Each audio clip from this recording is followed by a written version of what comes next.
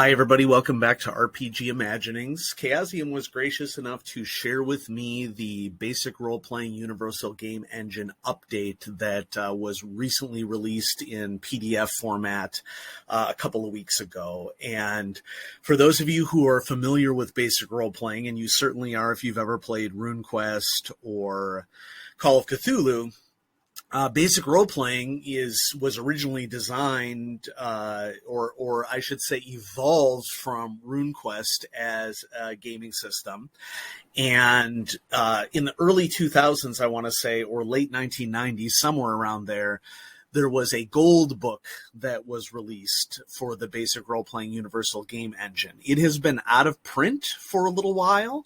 There was a sale on chaosium.com that resulted in old stock being sold off. And recently, within the last month or so, Chaosium just surprised everybody. And I guess it isn't too big of a surprise because with the OGL debacle that happened with the company that shall not be named recently, many smaller game companies have been taking advantage of that situation and wanting to capture the market that was so foolishly alienated by the company that shall not be named. And Chaosium is one of them, and I don't blame them for doing it at all because basic role-playing is a great engine. It's one of my favorite engines of all time. It is a skill-based engine. And really relies on the fact that in role-playing, simpler is better. I'm not saying that there isn't crunch in basic role-playing because there is, but overall, the mechanics of the system are, in my opinion, similar. Now, I have the PDF of the Gold Book. I do not have an actual copy of the Gold Book, unfortunately, but I've looked through the PDF of the Gold Book. I've looked through this PDF that is being shown on the screen right now, and I'm excited to share some key differences about how basic role-playing is different. This second edition or third edition, well, we can check which edition this is here shortly. Beautiful artwork on the front by Loic Musi. And let's check to see which official edition this is. I can't remember if this is second or third. It might be third. Well, it's been copyrighted many, many, many times, so this might actually be third. Might not even be the. This is the first American edition, 2023, version 1.00. I like this logo right here, powered by basic role-playing Chaosium. That's kind of cool. I would like to point out to everybody in the audience, here's our table of contents, that Michael O'Brien also posted an article on chaosium.com on April 10th that summarizes a lot of the key differences between this newer version of basic role-playing and the Gold Book version, with examples being new full-color layout. The text is tighter and smaller, I've noticed, and I'll indicate that when we get to different aspects of it, but do check out this article. The short version of it is that there have been general improvements to the text, and I have noticed that because no offense to the prior authors, but the introductions of a lot of chapters in the Gold Book are a lot sloppier writing than exists in this new version of it. I prefer the text in the new version. They basically say just as much, a lot more concisely, which is always good because that opens up space for other aspects of the writing. We have changes to powers and general streamlining. I did not investigate the powers too much in my general overview, but powers are basically a way that you do superheroes or magic or whatever it is that you're trying to do with the basic role-playing system that does not include direct sort of standard combat things. A simplified core to the combat rules, which is much appreciated. This edition of BRP removes strike ranks, which I appreciate because strike ranks is probably an aspect of RuneQuest that I like the least. It is traditional for the game. I'm on the neutral to slightly negative side of strike ranks. I prefer how initiative is handled in Call of Cthulhu. Speaking of Call of Cthulhu, there are simplified sanity mechanics in BRP. They it obviously makes more sense that we would want sanity rules to be more robust in Call of Cthulhu, but here in BRP, they are simplified. Addition of gender-neutral pronouns, which is greatly appreciated, more inclusive. And so we are ditching references to he or she in preference to they, which I am doing much, much more in my everyday life. It's just the easiest way to recognize everybody. And so I appreciate that Chaosium is doing that. There have been new mechanics that have been added to BRP, namely the reputation mechanic from Pendragon and the passion mechanic from, I believe, both Pendragon and RuneQuest. Reputation and passion are two of my favorite mechanics for BRP, and so I was really excited to see these included in the Universal Game Engine. And then updates to general role-playing advice, which this was one of the first things that I noticed as I was perusing the book, which is that VTTs and online play has been added, advice for those, in the General Game Master Advice chapter. So those are the major changes. There have been some other changes that I will point out when we look at specific chapters. PDF is available right now, and hardcover is going to come later in 2023. And so I'm definitely excited for this. Let's go back to the PDF. The chapters are exactly the same as the Gold Book, okay? Exactly as you see laid out here. I think areas that I am specifically going to highlight are for sure the system chapter and for sure the settings chapter, because there are some key differences there. But as you can see here, the overall chapters are the same. Now, one other change that I want to point out just while we were looking at the index is that the appendices have been shrunk down considerably. You can see here that they only take up 3 pages. Now, when you receive the PDF, you receive a image version of the character sheet, a fillable version of the character sheet, an NPC sheet, which also has a fillable version, a vehicle mount sheet, which also has the fillable version, and a copy of the PDF itself. There may be other sheets that are available in some form. The Gold Book had a lot of extras at the back of the book, and Chaosium's recent modus operandum has been to remove appendix-style stuff from its books in favor of people being able to download digital versions of those. That has upsides and downsides. I think that the upsides are a lot greater than the downsides. The upsides are that in most cases, if you have a PDF of a core book, you're probably going to be printing from the PDF, not photocopying from the main book in this day and age. I'm not saying that some people aren't going to be old school and are going to photocopy, but photocopying just isn't as useful as printing stuff directly from a PDF in this modern age. So it doesn't really surprise me that Chaosium has elected to remove those from the book itself. The downside that I can think of is that some people like to be able to read the forms all in one volume. I think that's a pretty minor downside given the context, because another upside here is that it reduces the overall number of pages and reduces print costs, or allows a project's number of pages to be utilized for other things. And so for me, it's ultimately more upside than it is downside. People's mileages will vary, but I can see why Chaosium made that choice. Okay, let's go ahead and go to the system part of the chapter. As mentioned before, there is all new artwork in here. Whoops, I did not jump there, so we're just going to go ahead. Here's a breakdown of everything over here on the left side of the PDF, if anybody is interested of seeing what the individual subchapters are within the individual chapters. So here's the characters chapter, and the skills chapter, and the powers chapter, and so we can see references to magicians and wizards, magic in general, psychic abilities are included here, sorcery is included here, and superpowers and energy types, with the idea that basic role-playing is a universal game engine and you should be able to play many different styles of gaming with it. I personally am excited about BRP because I would like to use the engine to produce, I don't know, some sort of game that I am versed in, like a teaching-related game or something like that. Anyway, we're going to go directly to the system chapter here, because the system chapter includes a lot of the meat of what BRP is. And so each one of these chapters has their own artwork, and a lot of that artwork gets melded together in the cover image to indicate that it is a universal system.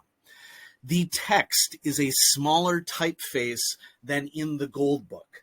And so the Gold Book is something like 400 pages, but given that both the layout has been cleaned up and the text size has been reduced, it doesn't surprise me that the book goes down from about 400 pages to about 266 pages, because the Gold Book had really wide margins. It had overall larger text size. This has been altered so that the BRP, this version of BRP, is much more in line with Chaosium's modern convention of typeface and font size. And so it makes sense that the book size has been overall reduced, and that just means for an overall cleaner package. So we're going to go through how actions work in the system, the skill results table. There is critical success and special success for skills, very similar to what is present in RuneQuest. And resistance rolls and the resistance table are still in BRP. Okay, resistance table still exists in RuneQuest, but it has been ditched from Call of Cthulhu. So there are some various there are some changes that have been made. Now, I do want to point out, notice how that this is scaled to BRP, which uses a 1 through 24. Normally, we would multiply these times 5 for Call of Cthulhu, for example. And the table has been cleaned up a bit so that it is a lot cleaner. We have our range of automatic success in the upper right-hand corner and the range of automatic failure in the lower left-hand corner. Here we have some examples of that full-on new updated artwork, very beautiful artwork throughout. The other big thing that I've noticed about the artwork is that this version of BRP has fewer overall art pieces than the Gold Book. Most of the Gold Book art is ink drawings or sort of shaded pen and pencil drawing, which for some people might be their preferred style. For this version of basic role-playing, we have fewer pieces, but they are beautiful, full-color, wonderfully artistic pieces. And so, once again, I think that this has the advantage of less overall page space is taken up by art, but the art is of a lot higher quality. And I'm sure in the editorial and the layout phase, strategic decisions were made in order to make this a solid new version of BRP without it being, and I'm going to use this word, and I'm not trying to offend the original authors of the Gold Book, but the Gold Book was pretty bloated as books go, in my opinion, and I think that this is overall a cleaner system. We talk about opposed rolls next in this chapter. What happens when you have skill ratings over 100%, which can happen in BRP, not in Call of Cthulhu, but definitely in RuneQuest, and so we're drawing from different aspects of the game. Various situational modifiers and how you might modify plus or minuses to the modifiers to skill checks. In terms of more modern specialized rules, like penalty dice and bonus dice, I'm not sure that those have been included in BRP. This is very true to my understanding of what the original BRP was like. There have not been too many added system mechanics to it. Luck is present, but luck was always present in BRP. It was in the gold book. And so don't expect to find penalty dice or bonus dice in here. There's all sorts of time and movement variations that exist in here, including how far it takes to get to different locations using many different modes of transit. And so this is a very, very useful table. Terrain and weather modifiers, encumbrance if you want to use it, how to improve characters in the BRP system.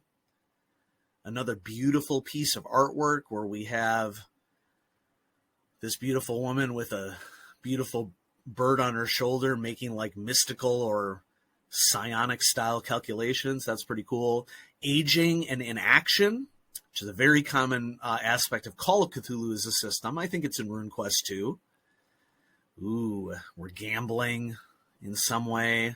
I like the foggy atmosphere in that image behind it. We have guy on giant sword with also sword in an ice area. And then we get on to the combat chapter. So there's one example of a chapter. The other chapter that I want to show everybody is the... we're having loading problems. Come on. There we go. The other chapter that I want to show people is the settings chapter, because this is an example of a place where they made compromises. Oh, by the way, here are a whole bunch of spot rules, like individual rules that affect particular situations that you may come across.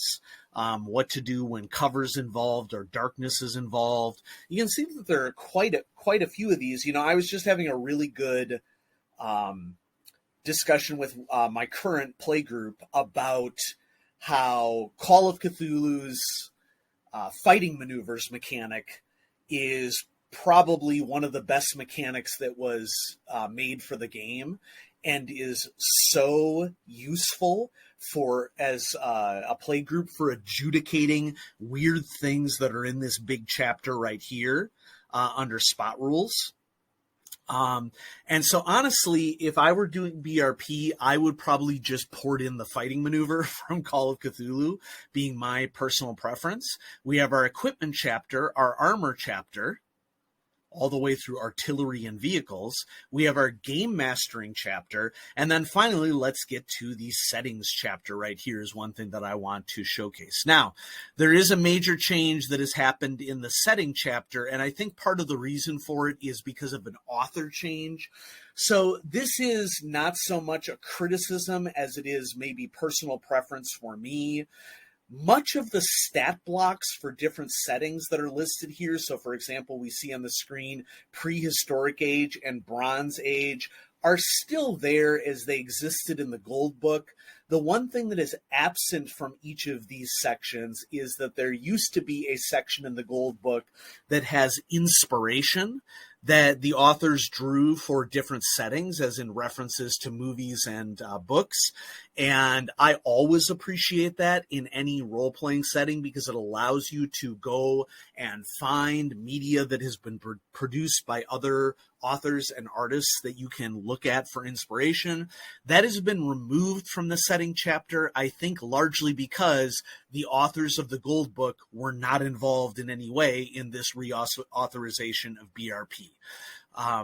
So we have Iron Age, High Medieval, Imperial Asia, Arabian Nights, High Fantasy, Enlightenment and Renaissance, Age of Exploration, the Industrial Age, the Victorian Age, the Age of Sail, the Wild West, the Pulp Era, World War II, Noir, Planetary Adventure, that's cool, Modern, Superworld, Post-Apocalyptic, Near Future Cyberpunk, Space Exploration, Space Opera, and then you can make hybrid settings. And here's some advice on how to adapt powers to different settings and other adaptations that you can make to a setting, like locations, considering things, you know, like culture, traditions, environments, vehicles, religion, society, this whole list right here.